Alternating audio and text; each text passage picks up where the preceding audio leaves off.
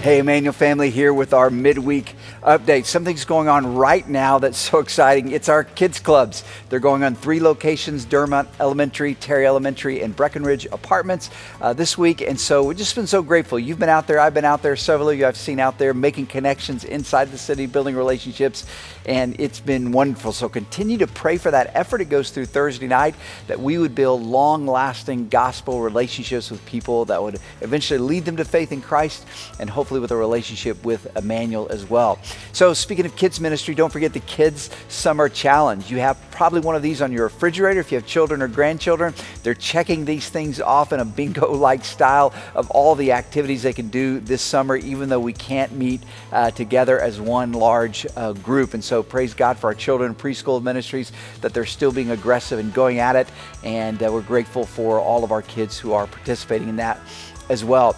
So this week, perhaps you received your mid-year financial update. It just allows me the opportunity to come to you and just say thank you. With all else that is going on, and with so much that we want to go on that is not going on, your giving has remained faithful.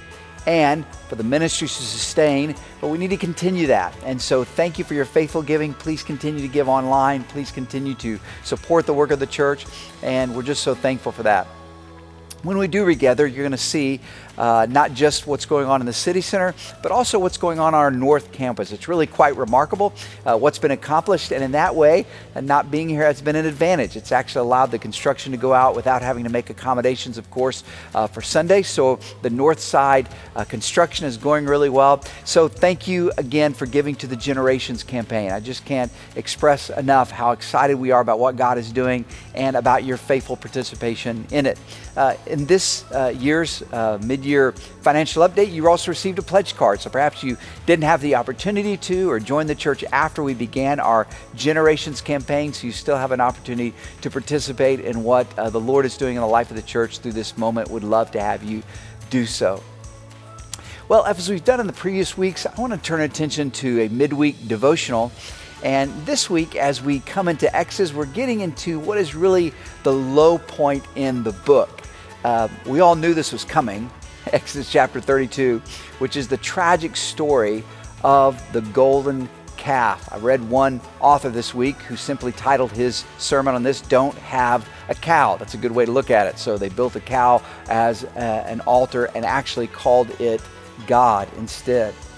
But I noticed something in the text this week that maybe meant more to me than it normally does or would in this season.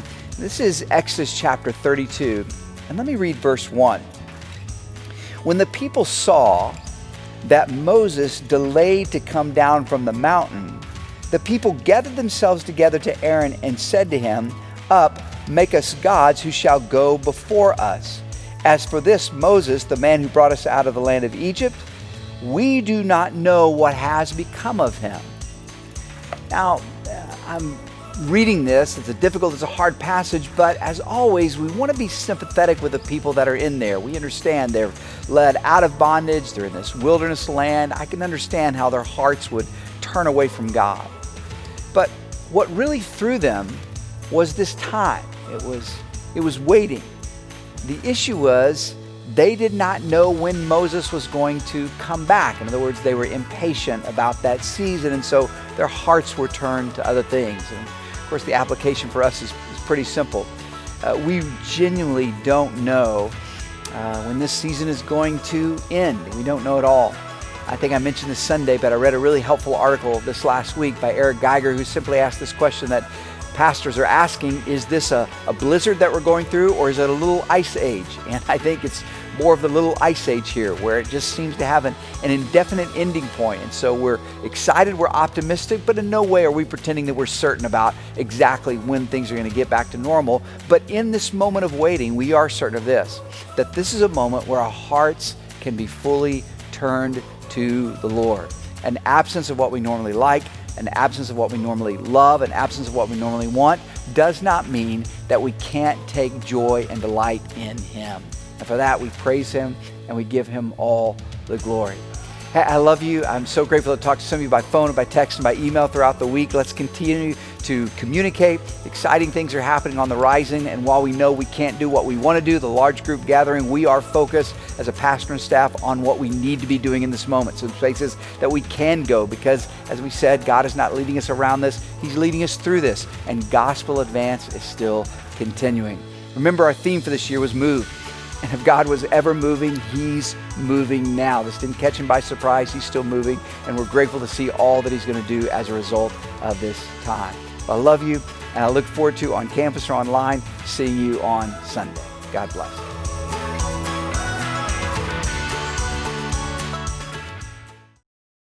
Hello, Immanuel family. I'm Traci Hogue, director of the City Center, and we are here for our Summer in the City series. So today I'm super excited. I've got some folks here with me that work in the city, in ministry, in our fatherless community, and they're here to talk to us about what they do. So I'm going to let them introduce themselves and tell us about what they do. Hi, Tracy. I'm Laurie Courier. I'm the executive director of The Call. And The Call is a foster care and adoption ministry it's really statewide, but started here in Pulaski County. And what we try to focus on here is mobilizing the Christian community on behalf of children in foster care. And we also work in partnership with the Division of Children and Family Services to recruit and train and support foster families and adoptive families for kids in care. We've been at this for a long time, several years, and we've made a really big impact on the number of available families for children in care. So really our goal for every county in Arkansas, particularly Pulaski, is to have more than enough foster families and adoptive families for every child in foster care in their local community. We also provide a lot of support to families during the process and after they've opened their homes. Those would be physical supports, wraparound services, meals, babysitting, transportation, things like that we like to call the body of Christ up to service in.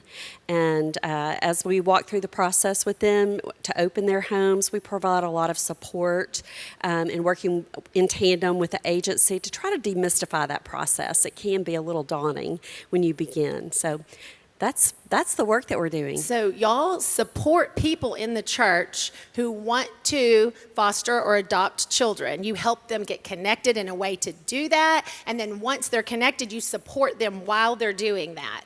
Yes, and afterwards as well, after their homes are open. That support is really crucial because it's difficult sometimes to navigate as a state agency.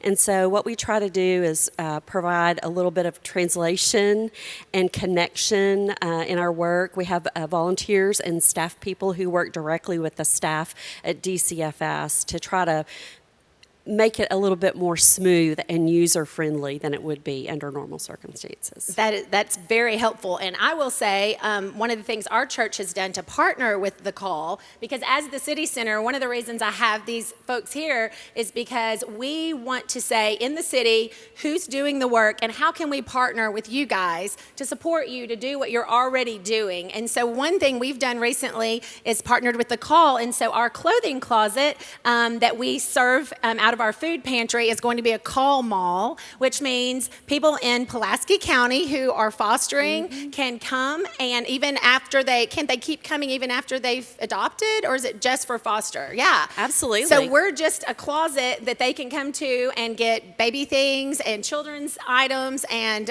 we're real excited about that kicking off soon. We haven't even made the announcement, I guess we just did, that we're a call mall in Pulaski County, so we're super excited to get to partner with you guys. Yeah, and that's a great service for families to have the opportunity to come and shop for the things that they need for kids who've just come into their home. So thank you so much for that. You're welcome. Christy? Thank you, Tracy. I really appreciate you having me today. My name is Christy Irwin, and I'm the founder and executive director of Project Zero. And Project Zero has one goal, and that's to have 0 kids in foster care waiting to be adopted. So I think people are surprised to know that in the United States, there are 125,000 kids whose parental rights have been terminated and who are waiting today for someone to step up and say yes. In our state, that number is 354, and that doesn't sound like as many, obviously, as the 125,000. But what we believe is that each one of those 354 is a priceless gift. And they deserve to have the opportunity to be all that God created them to be.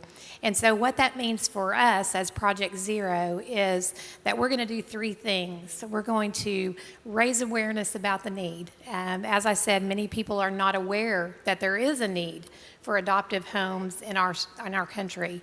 And we do that several ways. We have the Heart Gallery, which is a collection of professional photographs of waiting kids. We have 3 exhibits that travel the state, one in Northwest Arkansas and 2 in Pulaski that go the rest of the state. And then we have an online exhibit on our website, theprojectzero.org. We do that in partnership with DCFS to give that number a face. And then several years ago, we realized that the face moved people, but when we give kids the opportunity to share their own truths in their own way, in their own words, through short films, it changes everything. So we began shooting short films of waiting kids in partnership with Nathan Willis Films, and we've done about 250 of those to this point, and have bunches more to go because it's a fluid thing. And just hearing kids say, one kid in particular, Nathan asked him, what do you think would happen if you were adopted? And he said, if I was adopted, well, I'd probably turn into a rainbow. And I thought, how profound is that? That he pictures being in a family as a beautiful, just a beautiful thing. And so raising awareness. The second thing is even more important, and that's building hope in waiting kids and building relationships with them. And so until COVID hit, we were hosting events every month, at least one, where we bring waiting kids and then families who have completed the process together in a non-threatening environment, whether it's Project Prom, where we're buying prom dresses and shoes and having lunch together, a basketball game, just all kinds of crazy outside-the-box things to give kids experiences and to help families come together in the middle of that beauty. And so one way that Immanuel has made a profound difference in our lives with Project Zero is we have had our Disney extravaganza in the Immanuel parking lot for 10 of the last 12 years. And just last year on the Immanuel parking lot, hopefully I can get through this, in a 3-hour window that we call the Disney extravaganza, 61 kids met their families. So to me, Immanuel, you're responsible for those 61 kids finding their families on your parking lot. And that just cannot be overstated. And the last thing we do is help connect waiting kids with the right forever family. So we do a ton of one-on-one with families at all hours of the day and night, helping them navigate the process, helping them understand what it means to wait, and then helping them and supporting them afterwards, plugging them into resources, and just loving on them while they're going through the process. Yeah. Well, I've watched you over all these years, and you do just give kids dignity. I think that's so important. And I don't know how many years ago it was, you could probably tell us, but when you kind of asked the question, why is the church not doing anything about these waiting kids? And I know that's sort of how the call got started. The question was, why is the church not doing anything about these children? And so I just appreciate what y'all do. And yeah, I was glad you mentioned the Disney extravaganza. I think most of our Immanuel family knows something about it because it's gone on for so long. And we've had your gallery in the church before. So, yeah, we appreciate what you do, and we want to continue to partner with you and help in any way as the church. So, thank you. Thank you. And Eric, tell us about who you are and what your ministry is. Yeah. Hi, Tracy. My name's Eric Gilmore with Amerce, Arkansas. So great to be with everybody today. So at Amerce, we're really focused on helping, we say, youth from crisis transform into overcomers. So it's this whole idea, especially around 14 to 24-year-olds. How do we help them make that transition from being a teen to being a whole healthy adult. What does that look like? And so we've built some programs, we've put some things in place to help make that transition happen. And so we're really focused on kids aging out of foster care, and then kids who should have been in foster care but weren't. So maybe they've run away from home, or they're homeless, or they're trafficking victims, but really in that 14 to 24 age range. And then the support we provide, we have a center down on Asher that we call the OC you've been to. Yeah, where young people can come get help at any level. So it can just be basic needs. Maybe they just need food, all the way to they need help getting a job or getting into a place to stay or something like that. We also have a transitional living program that really equips these young people then to live on their own. So where they can practice living, maybe it's an apartment or a shared home or with a host family, and build up the skills and the resources they need then to live on their own and to be successful in that. Also, we provide training and support. So we walk alongside foster and adoptive families and help them navigate that transition as well, and then training directly to the youth, so life skills training and things like that. And then just a real focus on relationships. So a theme would be we're also trying to attach people to these young people. They're going to walk with them for a long time. So a lot of times that's mentors. That might be somebody from the community that steps up and says, hey, I really want to be on your team and stick with you through your journey. It could be somebody that's already in their life. It could be a family member or somebody from school or a coach or something like that. But we found that when you put all those things together, so those relationships, the tools, and then just an investment of time of whatever it takes, that young people can really heal and they can transition well into adulthood. That's beautiful, because you're basically recreating a family, something that they didn't have, which God created for us to have, that family. So I'll start with you this time, because my next question that I think that our people will want to know is how can they be involved? Is there a way that they can be involved? And then do you have a greatest need or a greatest prayer request? We have a lot of prayer warriors that like to pray, and now a lot of us are stuck in the house, and that's all we feel like I don't want to say all we can do, because it's the thing to do. It's the thing to do. Yeah, prayer is the work, right? But I think if you would share maybe a prayer request or a greatest need, and then if someone thought, I'm interested in that, how could I get involved? Could you answer that? Yeah, sure. Yeah, so I'll start with the prayer. I think the big prayer, there's so many different things that you could pray for, but our big prayer that we're always praying is for breakthrough. It's for transformation. So you can pick a kid out of anywhere in the system, or who's been adopted, or you can pick a family, or you can pick somebody who's working in the system, and just pray for breakthrough. We're constantly looking for what's that next level of whatever type of healing God wants to bring in somebody's life. So real simple but very powerful prayer that can be joined in at any time. In terms of, folks want to get involved tangibly, it is a little more difficult right now. But there are some smaller things on one end from providing a meal. So we do meals Tuesday nights, Friday nights. We do lunches several days a week. That folks can go to our website, amercearkansas.org, and click on volunteer or get involved, and find out how to prepare a meal, sometimes for 10 all the way maybe up to 50 folks, and then we help distribute that, and that meets a real big relational need and helps build connection too. So that's a big need. And then it's just getting involved. So we've got some awesome mentors that even in the midst of COVID just continue to press in, build relationships. It's just an isolating time for everybody. Then you imagine if the little support you had kind of goes away. We really need people who want to lock arms with these young people and step forward in a socially distant, whatever, or even sometimes virtual way, but just build those relationships and walk with them. So mentors are a huge need as well. Well, good. Thank you. And I'm going to ask you ladies the same question. Just, yes, what is the greatest need, greatest prayer request, and then if someone wanted to get involved, what could they do? Well, I loved what you said about prayer is the work, because for us, we are committed to pray that every one of our waiting kids will find a family. And just this past week, we had one of our boys who's 17 and has some special needs, and there's a deadline. He has to be in a home by September so that his adoption could finalize before he turns 18. Never received any inquiries about him. We've shot a short film. We've We've highlighted him. I've interviewed his adoption specialist on Facebook, and one of our staff members set an alarm on her phone and with her whole family to every day pray for him. And his adoption specialist has been up nights and lost sleep, and we've all just, been praying for him. And yesterday, I got a text saying that from our staff member saying we got an inquiry about him, and for a lot of kids that's not surprising, but for him, you could tell in our text we were just blown away.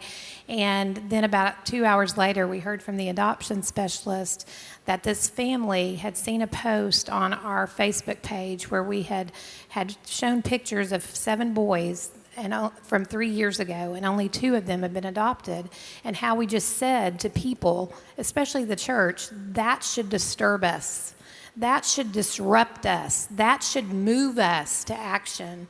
And the dad looked at the mom and pointed to this boy, knowing nothing, and said, "This is him. This is him." Prayer changes things. So that's our biggest thing is prayer.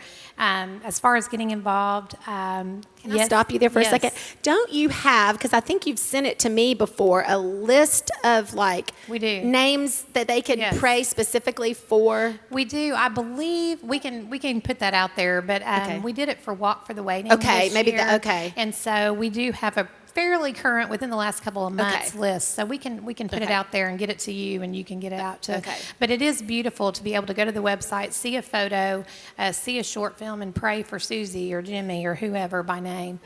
We do have volunteers. Obviously, right now we're not using them very, very much, other than just to help us with birthday gifts and that kind of thing.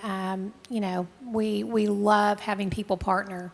As I mentioned about the Immanuel parking lot, the Disney Extravaganza has 450 volunteers. So we can't do what we do without volunteers. So Well, and I also know probably for all of you, financial donations are probably a big helpful thing, because I know one of the things you do is the prom dress thing. Right. And so the girls that are getting to go to prom, they get brand new prom dresses and things like that. So we believe, we really, over the course of the last few years, we just believe that these kids deserve that. And when we do things with excellence, we show a watching world how we value them.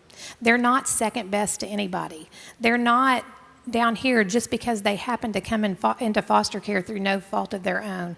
They're up here, and they need to be valued and loved and seen like that. And so I think oftentimes when you say a foster child, and we mentioned earlier that we don't like to say that. We like to say a child that's been in foster care or is in foster care.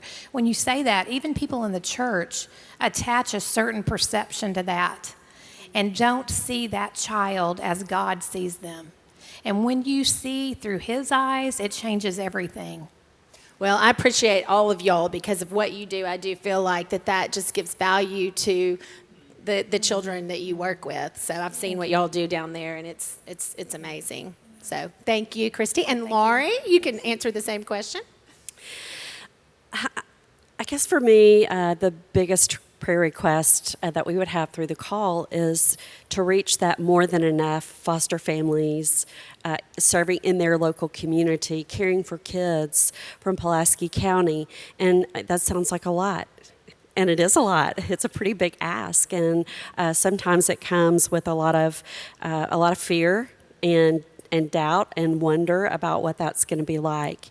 But what I'd like to say about children in foster care is that most of them they need unconditional love, and they need a place where they can heal from the trauma that they've experienced in their young lives. And so family is everything, right? We've established that, if nothing else, here today. Connections, family connections are so valuable and important.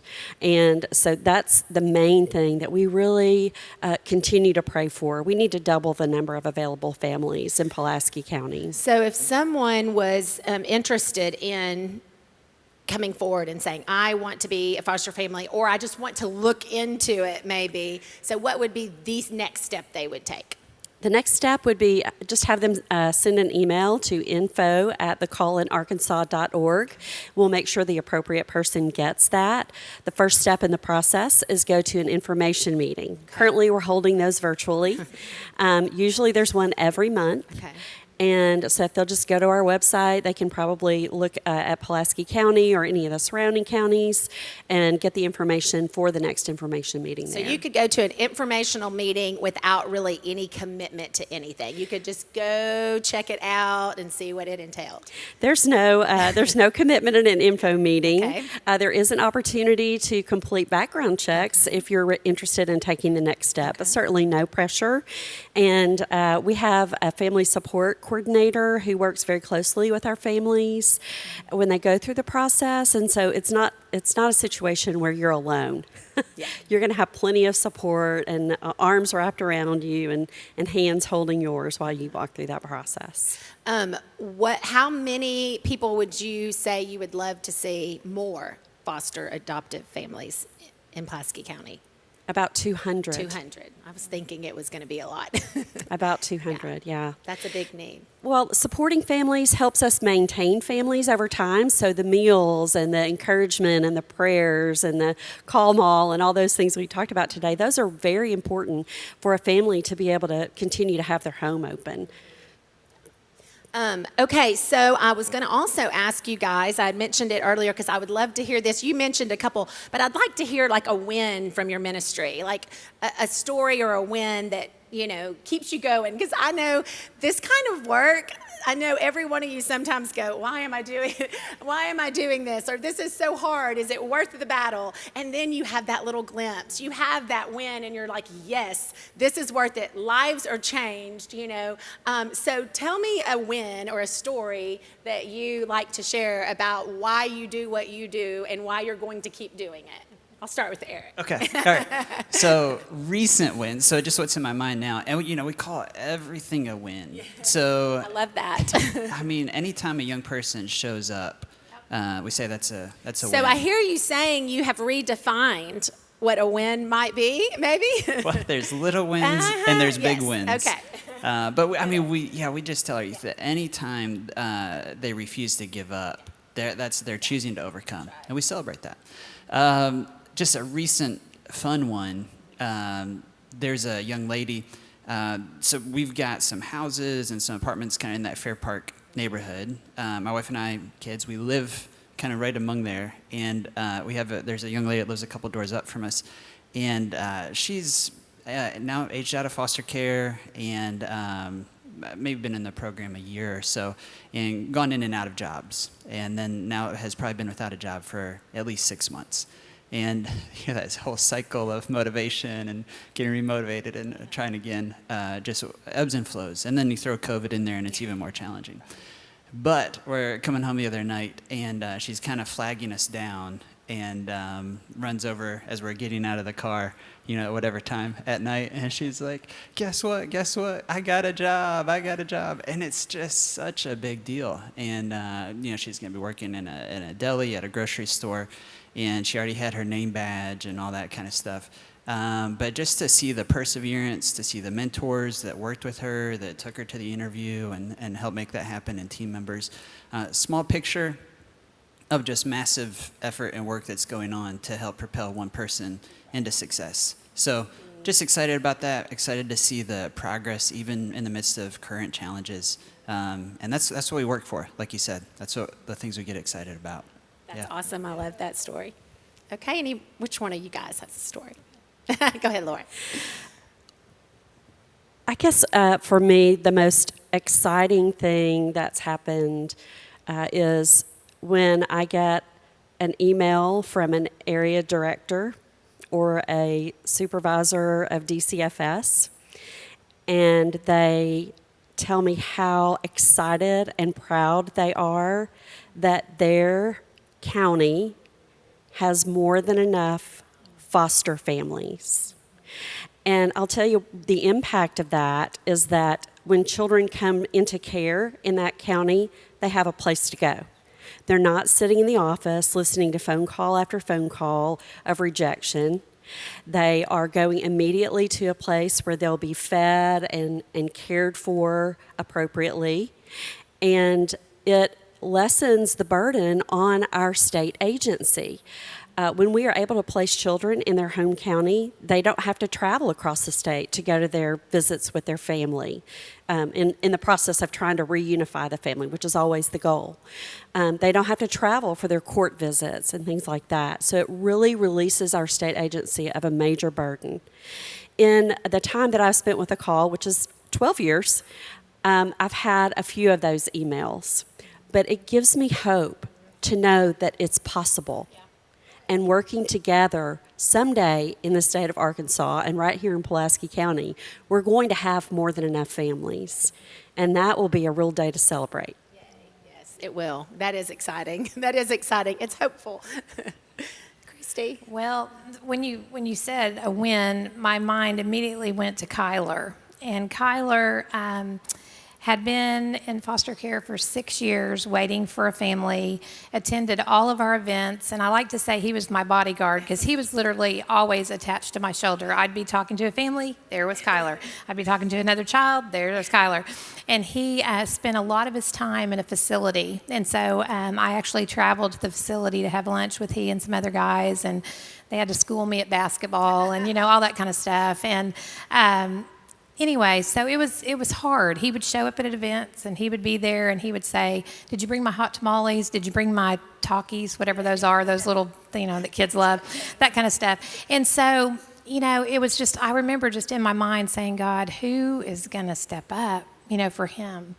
He is not your typical, young little child that somebody wants to inquire about. So about 2 years ago, outside the library at Immanuel, I was rushing through there during the Disney extravaganza, and I noticed this tall man in an Air Force uniform and his wife talking to Kyler. And I was just just not really paying attention, but I noticed a few minutes later they were still with him. And so I could not wait to get to the stack of inquiries after the event to see if his name was on any of them. And I think there were like 350 inquiries that day. And as I shuffled through there was a name and all the information. And underneath, in big letters, it was one word, Kyler. And I could not wait to get with the adoption specialist. And we began this process. And a few months later, this family was selected for Kyler. And last July, I was in the courtroom when his adoption was finalized, and the judge asked him, "Kyler, why do you want to be adopted by this family?" And he said, "Because I've been looking for a family my whole life, and they're it." And this couple, a Christian couple, came into the process to adopt a young child. They saw Kyler's short film, and they looked at each other and said, "This is our son." They came to Immanuel's parking lot, stood at the opening. They'd never seen him before, stood at the bottom of the parking lot, and waited till they saw him get off a van with all the other kids from the facility where he lived. They met him there. They took him.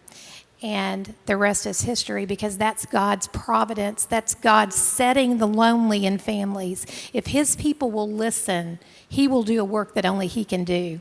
So Kyler's home. He's graduated from high school. He wants to be in the military like his dad. Has it been easy? No. But he's home. And they're committed to working with him to bring healing and hope after 6 years of being in a system when no one said yes, they did. And he's a son now. That's amazing, and I think we all can say that's why that we do this. We were talking earlier and just said, as the church, if we're not doing this, who is? Yeah. We're the called people of Jesus to care for the fatherless, and if we're not doing it, no one else is, and it's our responsibility, and it's our joy, right? Our joy. So I appreciate y'all being here. This has been so great, and we plan to put information for you to contact these folks if you're interested in helping in any way, or praying, or just getting to know any of them in a better way. And as the City Center, we hope to partner with you guys in any way that we can to help you do what you're doing and serving the Lord the way you are. So thanks for being here. Thanks. Thank you, you. Tracy. Thank Yeah. you.